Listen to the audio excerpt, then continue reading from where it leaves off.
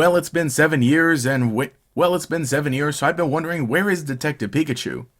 Oh, he's right there. So obviously, yeah, it has been 7 years since we got Detective Pikachu movie, and there's been a little bit of discussion on Twitter. So over the past few weeks or so and a few days, this tweet here by Blaze Binges, who posted a clip of Detective Pikachu and was watching the movie, that did pretty well. But the thing that got more traction was the quote tweet from Chai Deluxe saying, "Genuine question, why didn't this do crazy well? It's Pokemon. Did everyone just decide they didn't want to like Pokemon that day?" And obviously, great thread, a lot of replies, and a lot of people just kind of sharing their input on it. And, this movie, Detective Pikachu, I really liked it. I enjoyed it. I love the build up to it. I'll acknowledge maybe some issues here and there, some things they could have done better. And just the fact that it is really interesting that they decided to start off with Detective Pikachu as the first live-action Pokemon movie, which I think the real question is about live-action Pokemon in general. Just how we got this movie, it came out, it was really fun, it did well, and reception was generally positive, right? A lot of people are saying that this was what broke the curse with live-action video game movies, and maybe just video game movies in general. And in its wake, we've seen a lot more video game projects, whether it be live action movies, TV shows, or even animated movies. Maybe not necessarily all of them extremely amazing, right?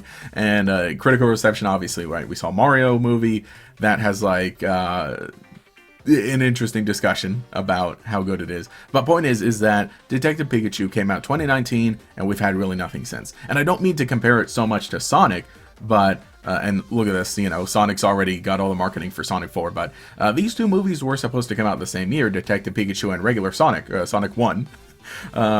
But Sonic, as we know, was pushed back to 2020 because they wanted to redo how Sonic looked because he looked ugly, and, best choice they made for it. So I think these are relatively comparable, and, it's interesting, too, because they both did well enough. Detective Pikachu did, like, 450 million, I think, in box office on a 150 million budget. Sonic did around 300 with, like, 80 to 90 million budget, and those are decently comparable.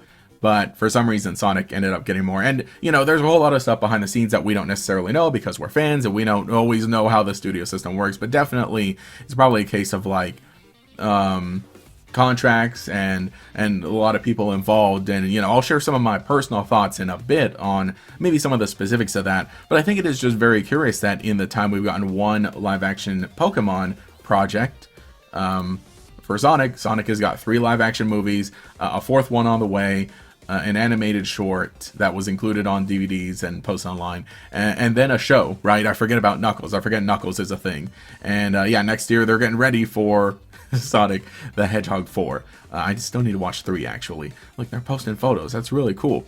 But I think that's also, maybe one of the main things is that the people involved in a lot of these projects are just different. And again, I'll say, like, Detective Pikachu, that's a whole thing of, like, deciding to choose that. I think that, okay, I'll just say this right up ahead. I think Detective Pikachu is a good choice for the first thing to do. It's adapting a video game that already was very narrative-based. You have the opportunity to have a Pikachu in the movie without it being a straight-up adaptation of, say, Ash or Red, and not necessarily needing to commit to how long their stories are going to be if you wanted to adapt them properly. Again, Detective Pikachu has a pretty open and shut start and beginning, even though the movie did have to do a sort of a different kind of story as opposed to where Detective Pikachu went. But point is, and you can have the Pikachu talk, right? I think it was the right choice for a first movie to get things going. But then the question becomes, what do you do next? And supposedly there's still like a Netflix project in the works with Pokemon, not necessarily Detective Pikachu, and not necessarily with the studios involved, because this is by Warner Brothers and Legendary, this one is. So we'll see. And the fact that Warner Brothers Warner Brothers itself is going through a lot of stuff right now, that's probably one big reason why. And then just the fact that Legendary, I don't necessarily think it has like a home for streaming, as opposed to Sonic, right? Sonic being put out by Paramount, and they have their own Paramount Plus, so they have that whole engine of, okay, movie comes out in theaters, it's done by Paramount, and then it goes right onto Paramount Plus, and they can put their show on there as well. Meanwhile, again, Pokemon with live action stuff, they're working with Netflix right now because the anime dub is on Netflix, at least in the US. I don't know how things are necessarily worldwide. And then there's also things like Pokemon Concierge, which is a stop motion series, but that's on Netflix. So that's just their priorities.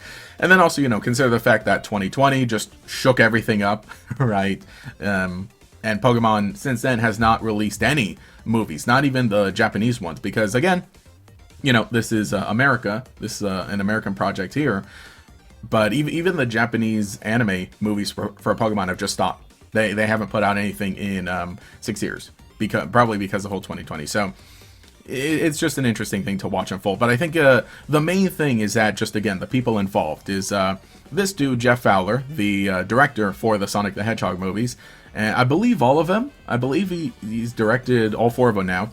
But you see, he's decently involved. And, after receiving the fan feedback for Ugly Sonic from the first movie, at least it seemed like, and again, I'm not necessarily a Sonic fan. I've consumed a bit of them, and I've seen most of the movies at least. So I can't necessarily speak to how faithful they are, but I know people like them, enjoy them. I've heard good things about the third one. The point is, yeah, this dude, Jeff Fowler, here he is. He's online posting. He's like, hey, yo, check it out. We got a Metal Sonic here, and again, is heading things up and is kind of like overseeing everything. Meanwhile, Detective Pikachu doesn't necessarily have that. And that's still so sad. Seeing the last thing they posted was, from 2020.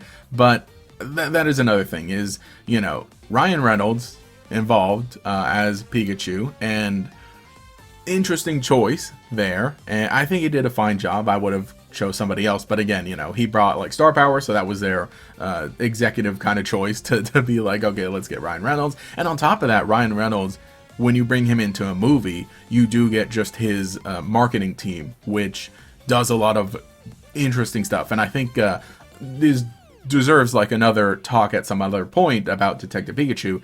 But a lot of the marketing around Detective Pikachu, I think, was really good. And just a lot of the weird, interesting ways that, again, that Ryan Reynoldsism, I guess you would call it, brought to it. And then just how it was posted, and again, like this little clip, this little video was part of the marketing, and just a bunch of the other interesting stuff too. So, interesting. But point is that, with doing more live action Pokemon, you're obviously not really going to have Ryan Reynolds unless you do Detective Pikachu 2 immediately. But if you're going to do like a show, and Pokemon is so big too. Pokemon is so big and expansive that I think you would need more shows and more movies of different stuff. It's like, okay, well, let's make a movie about Red now, or let's make a show about Red, or let's make something completely original and new, which personally is what I would want out of it. Meanwhile, with Sonic, even though these are taking a different route from the source material, they're mixing in a lot of elements, right? We got Amy, we got Metal Sonic, and so on, and there are elements of the games that adapted to each of the movies and stuff, and so there's a little more. It's a little more easy to follow in that sense, and like I said, right, and all the actors are carrying over and so on, and again, the point that I was making, the director is seen as the live action Sonic guy. In Detective Pikachu, we don't really have that. Now, the director for Detective Pikachu, Rob Letterman, I actually think has had an interesting career and has had quite an evolution, right? He actually did direct the Goosebumps movie, and, which this account's all decked out for Goosebumps too. But he directed the first live-action Goosebumps movie, which I personally like. I think it was good. He did not direct the second one because he was doing Detective Pikachu at the time. But, so, this movie, or at least the first one, right? Yeah, the first movie was what kind of gave me a little faith for Detective Pikachu, and I think it turned out good. And he really did kind of find himself, Rob Letterman, he did kind of find himself in this niche of like, well, live-action Goosebumps movie, live-action Detective Pikachu movie, which Detective Pikachu, I will say, it looks good. I really like the feel. I really like the vibe of it. And, some of those moments, the Greninja moment specifically, is pretty crazy good, and I think kind of does relate to this sort of, I don't want to say children's horror, but children's spookiness, right? To the point that right now, Rob Letterman, what he's doing, he's stuck with the Goosebumps brand, and he's heading up the shows, which, by the way, there's a show for Goosebumps now, or at least, there were 2 seasons. I don't know if we'll get a third just yet, but, the first season was on Disney+, second season was on, Disney+, and Hulu kind of pushed a little more toward Hulu, and he's not directing and writing every episode, but point is, he's, like, very involved in this, to the point that probably that's kind of the reason it's happening. And we've kind of seen that a little more with movies and shows, is that they really happen when you have maybe like 1 or 2 or like 3 people who are like really dedicated to it and are working on just about every single thing, right? So that's what I'm saying, is that it seems like Goosebumps show and live action, well, obviously live action, but the adaptations of Goosebumps have continued because Robert Letterman is kind of like overseeing things. Same with Sonic. Sonic has continued because Jeff Fowler's overseeing things. And Detective Pikachu just doesn't really have a person for that. Again, because he's doing something else now. And I don't blame him, because obviously there's contracts going on. And I definitely think too is that Pokemon definitely didn't prioritize this. Meanwhile, Sonic, the people behind Sonic are saying, okay, this movie did good, it got us some good publicity.